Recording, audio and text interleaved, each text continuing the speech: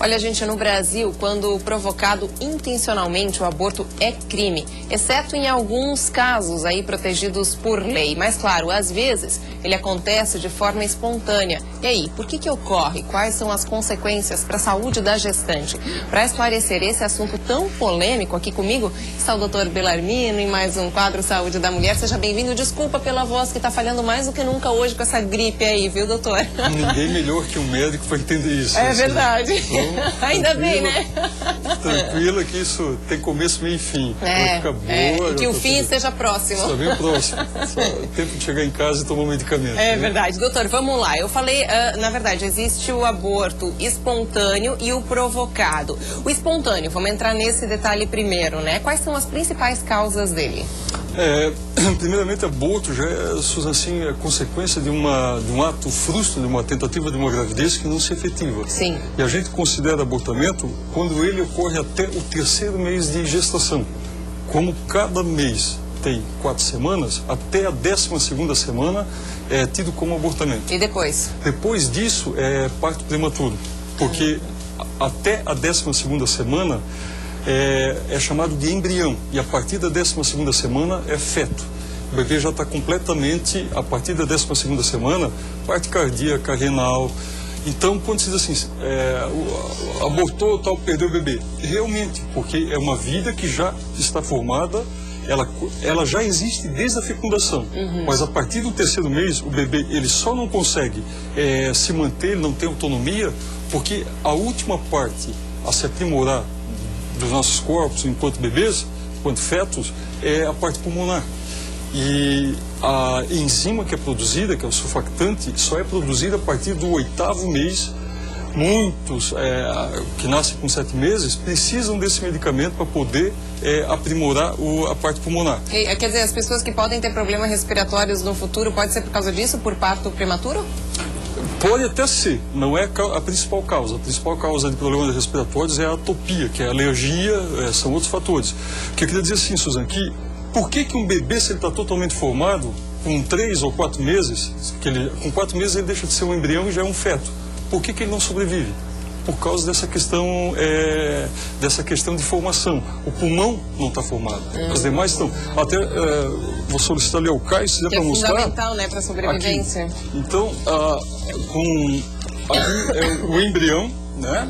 A mãe e o fetinho mostrando como está o bebê. E eu vou mostrar agora na outra página como o bebê está no 3º mês. Ele está nessa situação aqui. Nossa, todo formadinho, está todo né? formado. Então, quem achar que não é um abortamento... Que não está tirando vida, está completamente tirando um enganado. ser completo. Só a parte pulmonar que não vai estar pronto. Porque os demais, os membros, o sexo, está tudo definido já. Tá? A intenção da gente esclarecer as causas e tudo mais... que hoje no Brasil há um nível de mortalidade altíssimo por abortamentos provocados. Os espontâneos, como o próprio nome diz, eles são involuntários, mas os provocados também um problema. E é incrível, né, doutor? Até cresce esse mercado clandestino, que a gente pode dizer assim, porque aborto que é permitido por lei aqui no Brasil são, no caso de estupro, e também no caso que coloca em risco a vida da mulher, né? Ou seja, da gestante ou da mãe ali, né? E esses são permitidos, o resto tudo não, é fora da lei. Passa pelo crivo da lei, que é uma lei do Código Penal de 1940 e o artigo 128, que diz que somente em 2 situações pode-se interromper uma gravidez. Quando a vida da mãe estiver em risco ou quando for consequência de um estupro. E eu gostaria, Suzana, de voltar lá no começo, que a gente está falando dos espontâneos, quais são as causas principais de abortamento espontâneo. Por que uma mulher saudável, que está tudo ok, ela pode ter uma gravidez interrompida? Primeiramente, as causas físicas. Você já deve ter ouvido falar, eventualmente, em útero infantil. O que seria o útero infantil? É um útero, no jargão popular, que não se desenvolveu a contento para poder... ele ter uma elasticidade para poder comportar o feto. E ela já não sabe disso antes? Ela só vai saber na hora da gestação? Se por acaso ela não for acompanhada por um obstetra, ela só vai saber disso quando perder o bebê e fazendo uma medida através do ultrassom, que tem o útero ele tem um volume anatômico ideal, é o normal, como a gente fala. Quando ele está muito aquém disso, ele passa a ser um útero pequeno. que na linguagem popular gerou essa denominação de útero infantil. Significa que a mulher está adulta e o útero não desenvolveu a contento. Tá? Então isso é uma das causas. A outra seria o mioma, que não foi detectado. Por quê? O mioma é uma alteração da anatomia normal do útero. Então ele não tem aquela... O que é o mioma? Nada mais é do que um nódulo no útero que não deixa o útero se expandir como ele deveria. Ele dificulta, dependendo da localização também. Se é um nódulo externo, o útero vai conseguir se expandir. Mas se ele estiver dentro da cavidade, disputando espaço com o bebê, ele não consegue. E alguma infecção também, doutor? Muito, principalmente, por exemplo, como já abordamos em outros quadros, a cândida de repetição, a garnerela, a tricomonas. Primeiramente, uma cândida pode levar a um aborto? Uma cândida recorrente crônica. Tudo na vida que for ocasional não tem problema, mas a frequência e a cronicidade pode levar. Então, primeiramente, numa primeira etapa, a infecção ela dificulta a fecundação. E, a posteriori, uma vez o esperma conseguindo passar e ocorrendo a fecundação, dificulta a manutenção do embrião dentro do útero, levando a um abortamento.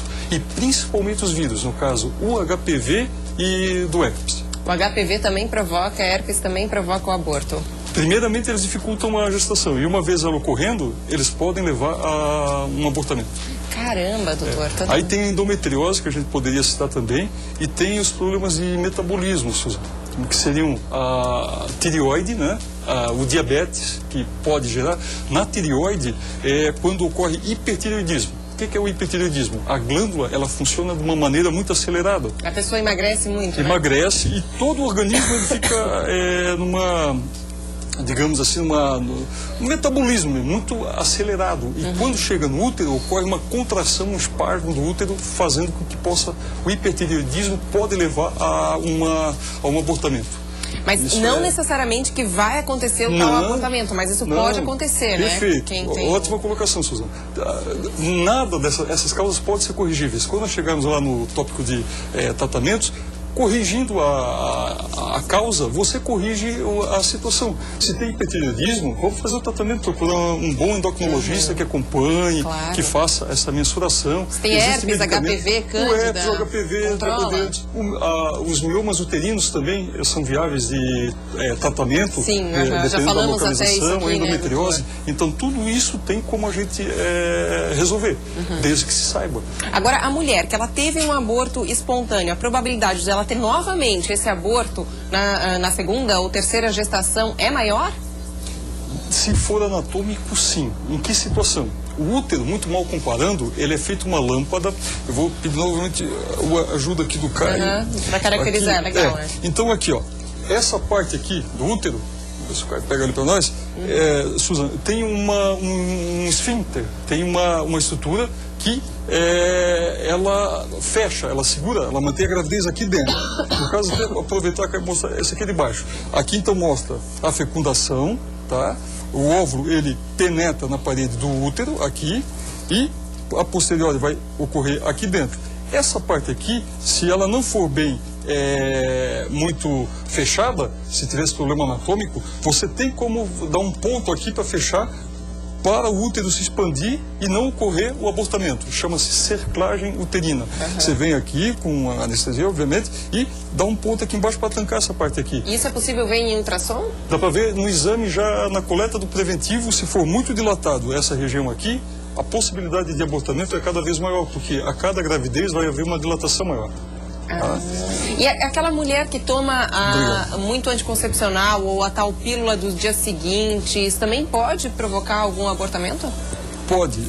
Uma vez, na verdade o que ocorre é o seguinte, Suzana, a pílula de seguinte é uma pílula de urgência e emergência, ela não é método contraceptivo, digamos assim, ela é para corrigir uma falha do dia seguinte, antes de ocorrer a fecundação, leva 12 horas após o coito, teoricamente falando, para ocorrer a fecundação.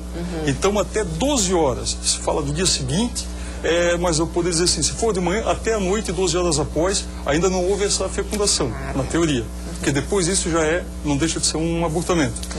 Só que cada vez mais, como o acesso da pílula do dia seguinte ele é muito fácil, algumas se confundem e acabam tendo consequências muito drásticas, indo até mesmo a um óbito, por tomarem inadvertidamente, sem orientação de um médico, altíssimas dosagens, com que fazem que passe muito mal e tenham hemorragias. Essas hemorragias fazem com que a paciente eventualmente perca a vida.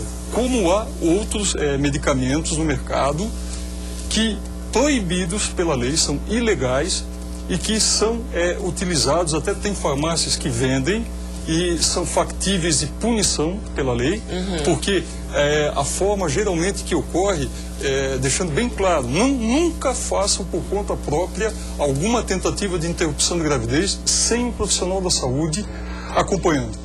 Tem que ter um profissional, porque a possibilidade de ter uma hemorragia que você não consiga estancar é muitíssimo grande. Quer dizer, coloca em risco a vida da mãe também, né? Isso vale a gente Principalmente da mãe. É. Da mãe, ela até pode perder o feto, mas ela perde a vida. E aí? Esse é o preço que ela vai pagar. E aquela mãe que, de repente, não sabe que está grávida e continua tomando a pílula anticoncepcional? Ótima pergunta. E aí? Não tem problema, desde que ela verifique o mais breve possível. Eu já fiz essa colocação aqui, Suzana, que quando a gente não faz intencionalmente, isso a gente averigua muito em medicina. Chama-se medicina por evidência. Você verifica que quando não é feito propositadamente, muitas coisas no corpo, elas não ocorrem. Como a mãe não fez aquilo propositadamente, não dá problema. Se ela faz propositadamente, vai ocorrer. Então, eu diria assim, eu nunca vi nenhum problema. Várias vezes já ocorreu isso, de a paciente falar, olha, estava tomando contraceptivo, não sabia, é o segundo mês que não vem. Você vai lá, faz ultrassom, beleza, então ela está saudável, está tudo bem. E já vi o inverso. Quando a mãe sabia e queria prejudicar o feto, ela consegue. Nossa, gente... É uma questão, passa por uma palavrinha curta, mas muito certa, passa pela fé. Quando você acredita, as coisas acontecem. Move montanhas, né? Como a gente Com fala, certeza. o próprio ditado já diz. Doutor, no bloco anterior a gente estava falando das causas. Tem mais algumas causas frequentes que a gente pode estar citando também desses abortos espontâneos, que era o que a gente estava falando anteriormente. Perfeito. Ficou faltando ali, Suzana, nós colocarmos, foi sobre, que nós estávamos comentando há pouco agora, são duas causas que comprometem a gravidez nesse caso, né? O esfíncter, que a gente já falou, que é o pontinho, se a pessoa tem. Isso, os miomas, a endometriose, cromossomos. Né? Alterações cromossomiais são muito importantes também, quando há uma incompatibilidade, porque o que faz com que o útero reconheça o embrião como sendo próprio do local? Quando o número de cromossomos sejam 46. As síndromes é quando falta um cromossomo, você tem um a mais. Então, a causa cromossomial, ela é também importante. Isso pode ser hereditário? Não é hereditária. Na hora da fecundação, do encontro do óvulo com o esperma, ela não se dá de uma maneira harmoniosa. Onde a gente já comentou também sobre o ácido fólico em outras ocasiões, que facilita a penetração do óvulo, do esperma no óvulo, com a ajuda do ácido fólico. Então, as alterações cromossomiais são praticamente corrigíveis com o uso do ácido fólico antes da fecundação e após a fecundação, durante a fecundação. Ou durante também, né? Ou durante também. Outra possibilidade é o fator RH. Quando a mãe é RH negativo e gera um filho RH positivo, ela não reconhece aquilo como sendo próprio, como sendo dela. O que vai acontecer? O útero vai expulsar, mas não na primeira gravidez. Porque na primeira, ela gera os anticorpos. E na segunda, é que os anticorpos vão entrar em combate. Aí, digamos, ela é RH positivo, o pai é negativo, aí o ideal depois, na segunda gestação, é tomar uma vacina. Uma vacina que não gere esses anticorpos. Sempre que houver uma incompatibilidade sanguínea, porque às vezes a mulher pode estar 2 meses, ela nem sabe se o embrião é incompatível com o sangue dela ou não. Na dúvida, faça a vacina. E não tomar na primeira gestação, só na segunda? Não, já se toma na primeira, para não gerar, porque na primeira é que gera os anticorpos. Aí, para na segunda, não haver esses anticorpos. Só que, às vezes, na primeira gravidez, já pode ocorrer um abortamento. E esse abortamento, sendo o embrião com sangue incompatível, vai fazer com que a mulher perca. Pois às vezes a mulher nem sabe ela não que perdeu, sabe, né? Ela não sabe. Mas, a partir do momento que ela suspeite, é melhor comunicar ao obstetra que acompanha, para que esse profissional possa fazer para ela a vacina. Interessante. Na dúvida, é melhor fazer. Bom, a gente já tem ligação agora. Doutora Alô, quem fala? Oi, aqui é a Fabiana. Oi, Fabiana, você fala de onde? Do Salto Norte. Aqui de Blumenau, perfeito. Fabiana, qual a sua dúvida? Sim, é que eu tomo antidepressivo há mais de 10 anos. Eu queria saber se provoca o aborto. E aí, doutor? Remédios, acho que é legal a gente entrar na questão remédios em geral, né? Antidepressivo é um deles. Pode provocar, de repente, um aborto? Infelizmente pode, Fabiano. Obrigado pela ligação. E dizer assim, o sangue, a placenta nada mais é que um aglomerado sanguíneo. E quanto mais limpo for, livre de álcool, de drogas tais quais, qualquer aditivo que tire a pessoa da sua sobriedade, ele vai estar prejudicando. Já o antidepressivo, na verdade, é para fazer uma correção de uma disfunção que você tem.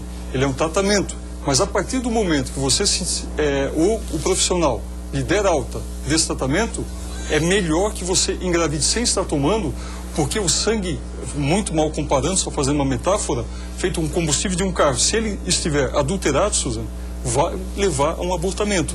Porque a placenta seriam vários pequenos coágulos da própria mulher, que a própria mulher gera, e quanto mais limpo ele for, mais forte as raízes dessa placenta vão se firmar dentro do útero, praticamente inviabilizando. Mas se ela estiver tomando antidepressivo junto com o ácido fólico, que a gente estava falando agora, e aí neutraliza de repente o efeito ruim para o organismo? O ácido fólico, ele facilita a gravidez e dificulta a alteração cromossomial, mas ele não garante a permanência do embrião dentro do útero. Ele dificulta porque a placenta é que vai nutrir o embrião. E aí, como vai chegar medicamento junto, o tabaco, o cigarro, o álcool, o antidepressivo, e muitas vezes a gente é obrigado a lançar mão disso. A mulher não tem condições de manter a gravidez sem um antidepressivo.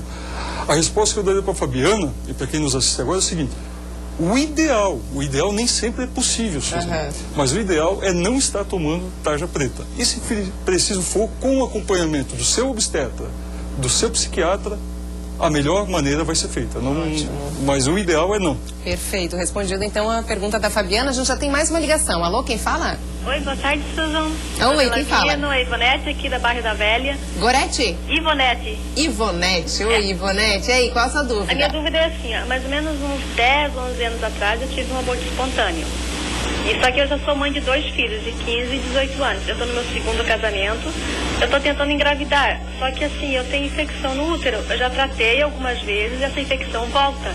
Então eu gostaria de saber se foi por causa do aborto espontâneo ou é por causa dessa infecção que eu não estou conseguindo engravidar. E aí, doutor? São 2 casos aí dela, né? É uma questão muito específica e nós estamos, obrigado, Ivonete, que a nossa intenção aqui, Ivonete, é generalizar. Então, se você estava nos acompanhando, esperamos que sim, né?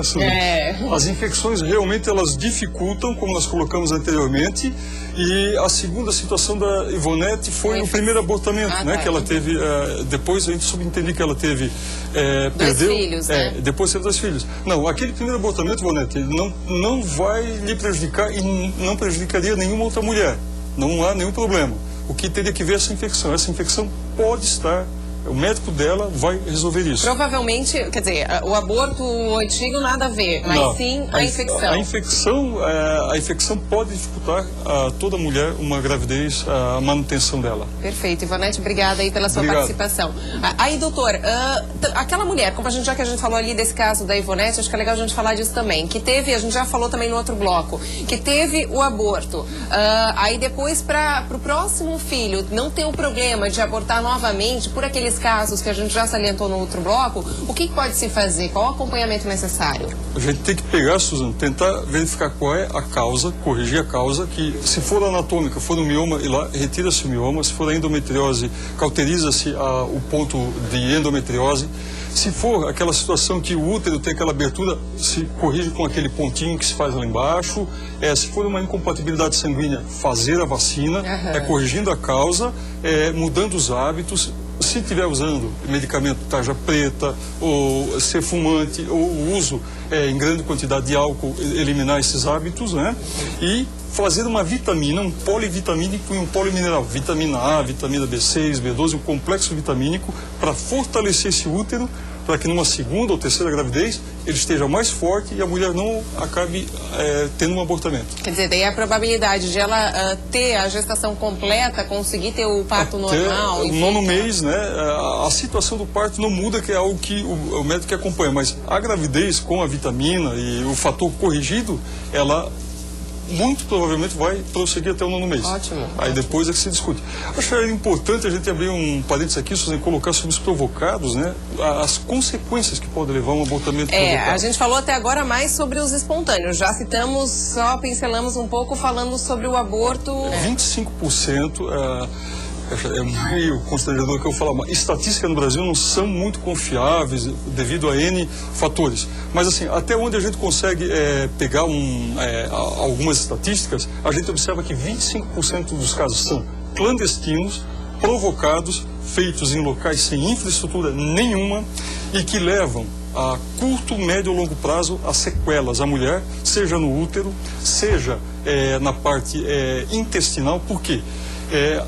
Pessoas que se dispõem a ajudar a mulher a fazer o aborto em locais clandestinos, elas vão utilizar, ou em qualquer outro local, eu estou falando clandestino no sentido de que não tenha um aparato, porque o abortamento, reiterando, só é possível pela legislação brasileira por estupro ou... que comprometa a saúde da mãe. Isso, então, nessa situação tudo bem. Agora, a mulher, por um capricho, se submeter a fazer um ato clandestino, poderá comprometê-la para o resto da vida, não só na perda do filho, como também, geralmente ocorre perfuração uterina. Essa perfuração pode comprometer, são usados objetos perfurantes, não vale a pena nem citar, mas objetos que perfuram o útero, perfuram o intestino. O intestino, como a gente sabe, ele tem um conteúdo fecal, é um conteúdo que compromete, gerando aderências. Além das aderências, futuramente poderá ter focos de endometriose muito acentuados e ela poderá até ficar estéril. Olha. Porque a infecção vai fazer com que a trompa fique aderida entre si e no futuro ela não vai conseguir mais ter um filho. E a gente vê assim que mulheres que interrompem a gravidez levam um sentimento de culpa vida fora. Porque naquele momento a gravidez para ela não está planejada. Por isso é importante o planejamento familiar que nós sempre alertamos aqui. Sempre. Né? Para não deixar chegar no ponto da gravidez, para não chegar a perder a vida. E pelo comprimido, aquele comprimidinho, um aborto, também pode provocar sequelas? Pode, porque a posologia, a quantidade, a forma e a quantidade como é feito, Suzane, é feito em âmbito hospitalar e é feito por profissionais. Então não temos o menor interesse em divulgar como é feito, porque soubemos que vão fazer de maneira inadvertida. Sim. E é o caos, é a vida que está comprometida. Então, o que a gente observa é que quando se tem a tentativa, o intuito de fazer, são tomadas doses exageradas, em grande quantidade, e feito outras atrocidades agregadas que levam a mulher a ter hemorragias que muitas vezes a gente não consegue estancar. Você está com uma bolsa de sangue num braço, e tentando fazer a coletagem no outro e não consegue coibir aquele sangramento. E aí a gente lembra até o caso daquele goleiro do Flamengo, que ele tentou induzir a mulher dele a fazer o aborto. Agora recente. E agora ninguém encontra a própria mãe, enfim, do filho, né? Mas vamos lá, mais uma ligação. Alô, quem fala? Alô? Oi, quem fala? É Tânia. Oi, Tânia, você fala de onde? Itopavazinha. Perfeito, aqui de Blumenau também. E Tânia, qual a sua dúvida? É que assim, há mais ou menos uns 4 anos atrás eu tive um aborto, né? Eu tive uma queda e perdi o bebê, só que eu também não sabia que estava grávida. E depois eu tentei engravidar de novo e eu não consegui. Eu queria entender por quê, eu tive que fazer o tratamento. Eu queria saber o que acontece e depois de uma queda a gente tem dificuldade para engravidar de novo. Na verdade, o que a Tânia coloca, Suzane, não seria, justificaria a queda pela lei da própria gravidade. Quando o embrião está inserido ali, pode ocorrer um deslocamento do embrião. Então, esse deslocamento faz com que pode um trauma, uma queda, um acidente, uma batida muito forte, pode levar a um abortamento. Mas o que a Tânia falou foi um caso isolado que ocorreu. Os fatores atuais teriam que ser revistos pelo médico que acompanha para que se saiba quais são entre aquelas causas que nós colocamos. A queda não tem. Senão ela teria uma queda relação. a cada. Não, foi daquele abortamento, eventualmente possa ser. Mas não que agora ela não consiga engravidar por causa daquela queda. A queda foi naquela ocasião. Certo. Então eventualmente gerou aquele abortamento. Mas atualmente, nesse momento, não. Nesse momento, ela tem que procurar outras causas, porque não justifica. Certo, ok, Tânia, obrigada aí pela participação. Doutor, a gente tinha falado antes da mulher tá tomando algum remédio, enfim, que pode provocar o aborto. E o homem? O homem influencia também se ele estiver tomando algum remédio, tarja preta, enfim? Influencia. Os tarjas pretas, de maneira geral, eles são para tranquilizar, eles são para ou soníferos ou ansiolíticos, tudo aquilo que tira ansiedade, que faça dormir, relaxa o corpo inteiro. E no homem é o esperma que faz a fecundação. A partir do momento que ele é gerado sob o efeito de psicotrópicos, de maneira geral, seja ansiolítico, medicamento para dormir, para tirar a depressão, o esperma ele vai ficar lento, tanto quanto os reflexos. O que fecunda no espermograma a gente separa em 4 tipos de espermatozoides. Os mais velozes, os médio velozes, aqueles que estão imóveis e os mortos. Então, esses velozes que fecundam, no caso, não vai fecundar. Há uma queda na fertilidade masculina com o uso do psicotrópico. Só que aí é na fertilidade, não gera o abortamento. Dificulta a fecundação. Dificulta a fecundação, porque os rapidinhos não vão ser O ovo fica disponível 12 horas, o esperma vai levar 8 horas. Quando chegar o óvulo não está mais lá. Vou fazer um adendo agora, nada a ver com o assunto, mas já fiquei sabendo que os mais rapidinhos são masculinos e os mais lentos são femininos. Dependendo do que. O mais prazeroso é tudo que é feito bem elaborado, com preliminares, tudo isso, como na culinária, várias coisas, Suzana. Quando bem feito, uma pintura bem caprichada, uma construção, não tem problema nenhum. Agora, coisa feita muitas peças, não dá certo. O resultado é ruim, né? Palavra do Dr. Belarmino. Sim, respondendo a sua pergunta. Muito bem, doutor. Então, infelizmente o nosso tempo curtinho, né? Na verdade não, né? A gente precisava de uma tarde inteira, sempre falou isso, né? Para o nosso quadro de saúde da mulher. A gente agradece várias ligações, inúmeras pessoas que tentaram falar aqui conosco, mas sempre lembrando que o nosso quadro Saúde da Mulher, a cada 15 dias, nas quartas-feiras, tem aí pessoal de casa, aí você pode sim ligar e participar sempre ao vivo aqui conosco. Antes de finalizar, um recado importante, né? Um beijo pro pessoal do restaurante Santa Efigênia, é isso, né, doutor? Um abraço em nome meu e da Susan, porque na próxima degustação estaremos presentes lá. Já que falamos em culinária, um abraço aí ao chefe Marcelo Mussi de São Paulo, e que está aqui junto da Pietra Bertolazzi, em nome meu e da Susan, obrigado, e iremos lá comparecer na Susan. Muito bem, recado fazer dado. uma degustação. Muitíssimo obrigado. Perfeito, eu vou passar também os contatos do Dr. Belarmino, tá? É o 3326-0102, 3326-0102. Doutor, obrigada mais uma vez aí pela presença, pelos esclarecimentos para toda a sociedade blumenauense, enfim, da nossa região que está nos assistindo, cidades vizinhas também. A gente sempre agradece imensamente, então, aí a sua companhia, né, doutor? Obrigado eu, e se conseguir mudar alguma coisinha, me sinto satisfeito. Que maravilha, com certeza consegue sim. Obrigada, doutor.